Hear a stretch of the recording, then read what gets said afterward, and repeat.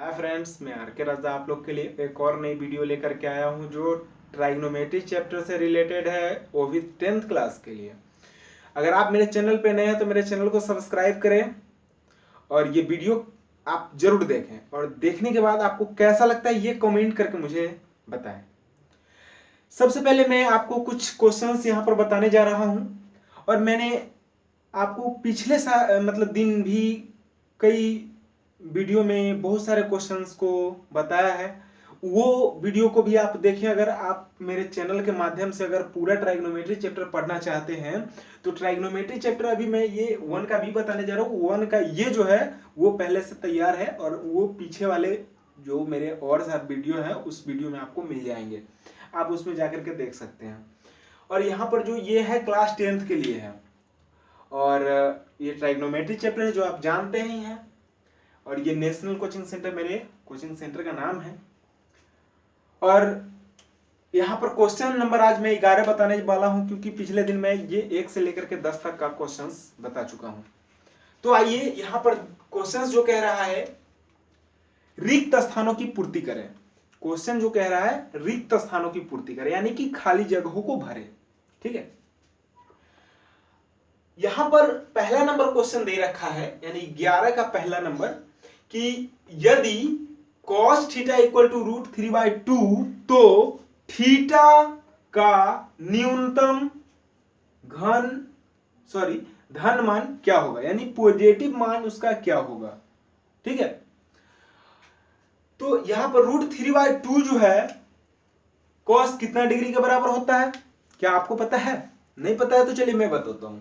यहां पर cos theta जो होता है, यानी cos 30 डिग्री के बराबर जो होता है √3/2 होता है। cos 30 डिग्री का मान जो होता है वो √3/2 के बराबर होता है, cos 30 डिग्री का मान। ठीक है, आप लोग अगर जानते होंगे तो बहुत ही खुशी की बात है। नेक्स्ट क्वेश्चन कह रहा है कि यदि sin थीटा इक्वल टू 1/√2 तो 0 डिग्री से 90 डिग्री के बीच थीटा का मान क्या होगा।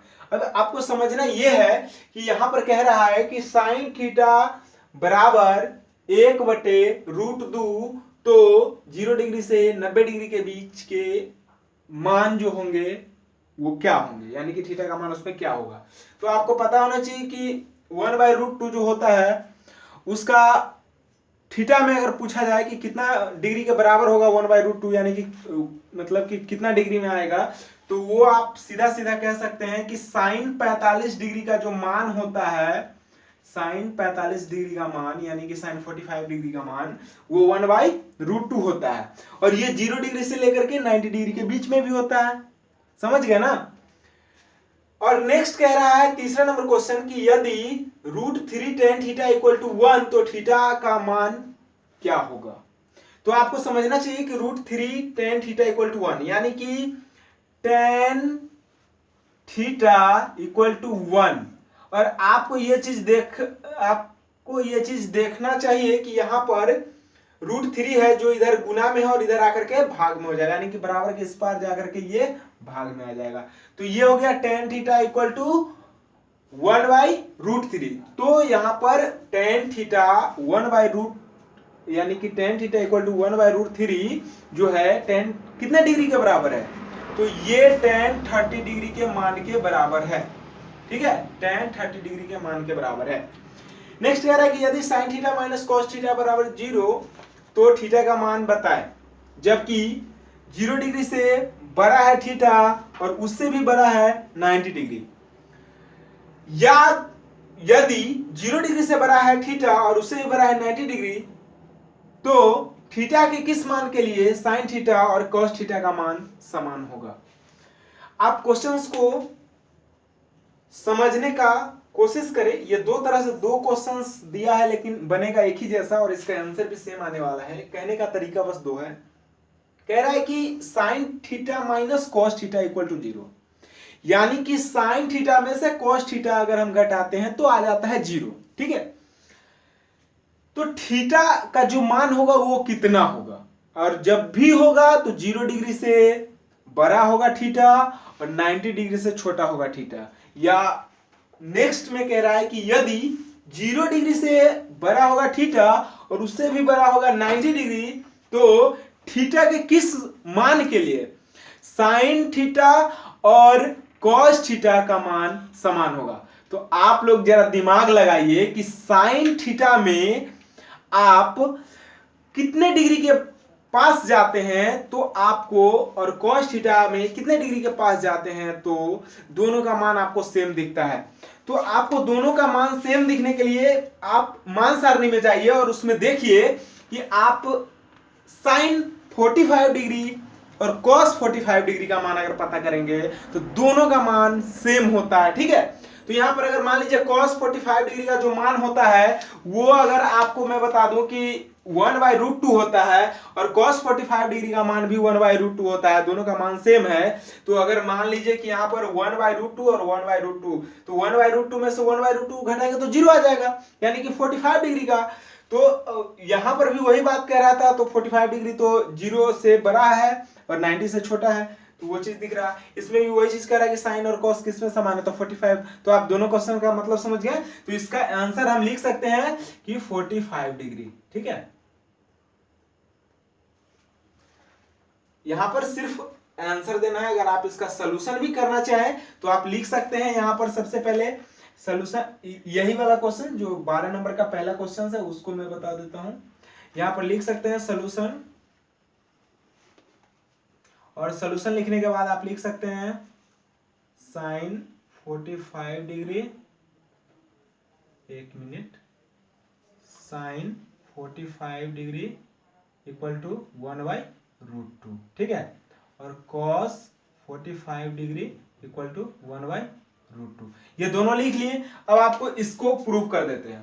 यहां पर कह रहा है कि साइन माइनस कॉस, यानी कि sine theta minus cos theta, तो sine theta minus cos theta प्रश्नानुसार sine 45 degree minus cos 45 degree equal to 0। ठीक है, इसीलिए 1/√2 माइनस 1/√2 इक्वल टू 0। यह आपको प्रूव्ड हो गया। और आप मान सारणी में डायरेक्ट जाइए, और उससे भी बेहतर नीचे वाला जो कह रहा था कि किस डिग्री में, तो साइन थीटा और कॉस थीटा का मान बराबर होगा, तो 45 डिग्री। तो आप इसका आंसर लिख लीजिए डायरेक्ट, 45 डिग्री में मान समान होंगे। आप समझ गए होंगे कि किस तरह से ये बनेगा। Thank you. नेक्स्ट क्वेश्चन जो है, इसी में दूसरा नंबर क्वेश्चन कह रहा है कि यदि साइन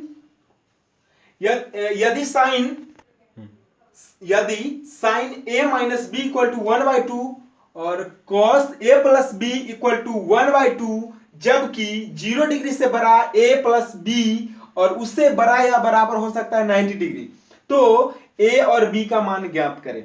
बहुत ही सिंपल क्वेश्चन है। अगर मेरा वीडियो आपको अच्छा लग रहा है तो प्लीज लाइक जरूर करें, क्योंकि अपना चैनल है और इस चैनल पे आपको बहुत सारे मैथ्स के क्वेश्चंस पढ़ने को मिलेंगे, तो प्लीज लाइक कर दें। और उसके बाद चलिए मैं एक क्वेश्चंस बताता हूं। यदि sine a minus b equal to 1/2, चलिए मैं इसका भी आपको सोल्यूशन यहां करके बताता हूं। ये तो आपको ऊपर वाला का सोल्यूशन था, ठीक है, और मैं इसका सोल्यूशन करने वाला हूं। तो यहां पर देखिएगा कि यहां पर कह रहा है कि यदि sine a minus b equal to 1/2, तो यहां लिख लेंगे प्रश्नानुसार साइन इक्वल टू कितना दिया है, a minus b equal to 1/2, इतना दिया है ना। और नेक्स्ट क्या दिया है, cos a plus b, a plus b equal to कितना दिया है, 1/2। आपको ये चीज पता होगा कि sine a minus b equal to 1/2 और cos a plus b equal to 1/2, तो आपको ये भी जानकारी होगा कि इक्वल टू साइन कितना डिग्री, 1/2 जो होता है वो कितने डिग्री के बराबर होता है, या फिर आप सीधा सीधा समझ सकते हैं कि साइन 1/2 है तो इसका कितना वैल्यू होगा, तो इसका आप सीधा सीधा समझ सकते हैं कि 30 डिग्री होता है ना। और कॉस का, तो कॉस का जो हो जाएगा यहां पर लिखेंगे, पहले सब समझ लीजिए इसको। कह रहा है कि cos a plus b equal to 1/2, तो आपको ये चीज पता होना चाहिए कि cos में 1/2 कितना डिग्री के बराबर होता है। तो ये भी आपको पता होगा कि cos 60 डिग्री के बराबर होता है। ठीक है, अब आपको करना क्या है कि ये साइन से इस साइन को काट दीजिए और ये cos से इस cos को काट दीजिए। बच क्या गया, a माइनस बी। और इसका वैल्यू मैंने साइन 1/2 का वैल्यू मैंने यहां 30 डिग्री लिख लिया और cos 1/2 का वैल्यू मैंने यहां पर 60 डिग्री लिख लिया। ठीक है, अब यहां पर बच गया क्या, a माइनस बी और a प्लस बी, और यहां पर 30 डिग्री और यहां पर 60 डिग्री। ठीक है, तो a minus b equal to 30 degree और a plus b equal to 60 degree, ये सिर्फ बच गए हैं। अब यहां पर क्या होगा, ये जोड़िए इसको, तो a को a और a को a, 2a जोड़ने पे, और ये कर्जा था यानी माइनस में था और ये प्लस में, तो कट जाएगा। और उसके बाद बच गया यहां पर, इसको जोड़ दीजिए, 60 और 30 90, यानी कि 2a इक्वल टू 90 डिग्री। इसीलिए a इक्वल टू 90/2, तो a इक्वल टू 45 डिग्री, इसको 45 आएगा तो 45 डिग्री। इतना आप समझ गए होंगे। अब आपको कह रहा है a का मान तो निकल गया, b का मान निकालना है, तो इसलिए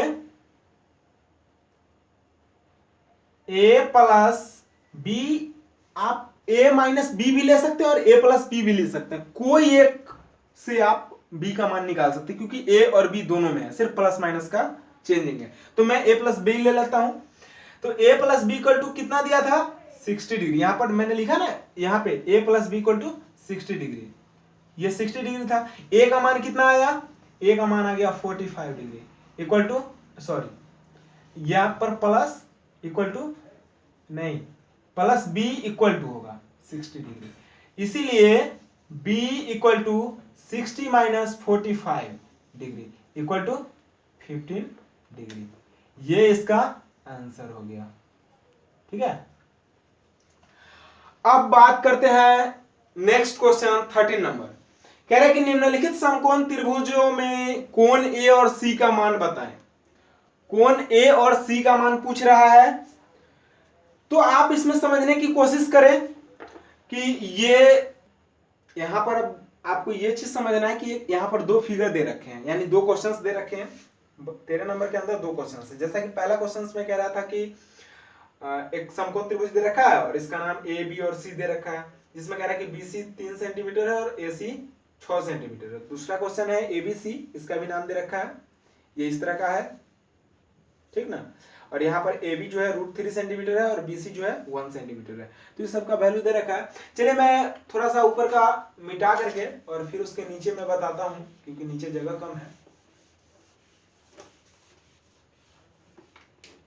तो अब देखिए, इसमें कह रहा है कि ए और सी कोण का मान ज्ञात करने के लिए, त्रिभुज में कोण ए और सी का मान ज्ञात करने के लिए, मतलब कोण का ए और सी का मान ज्ञात करना है। तो इसमें आप देखिए कि सबसे पहले अगर मैं ए कोण की बात करूं तो ये ए कोण है और इसके सामने वाला जो भुजा होता है वो लंब होता है, यानी कि पी होता है ना। बगल वाला भुजा जो होता है वो बी होता है और ये जो है एच होता है। अब आपको सीधा सीधा क्या पता चल गया, इसमें हम दो तरीकों से निकाल सकते हैं। जैसे कि इसमें हमको सिर्फ दिया है P और H, तो P और H किस में आता है, sine cos tan cosec sec cot, इतना होता है ना, आप जानते होंगे। अब इसमें आपको देखना क्या है कि साइन में P/H आता है और इसका जस्ट अपोजिट यानी उल्टा में चलिएगा कॉसेक में, तो कॉसेक में H/P आता है। तो आपको यहां देखना है कि P/H रख लीजिए चाहे H/P रख लीजिए, ये आपके ऊपर डिपेंड करता है। मैं चलिए साइन में रखता हूं क्योंकि हम पहले सीधा काम करेंगे, ठीक है। तो यहां पर इसका जो सॉल्यूशन होगा प्रश्नावली 13 का, ठीक है। अब इसमें करना क्या है कि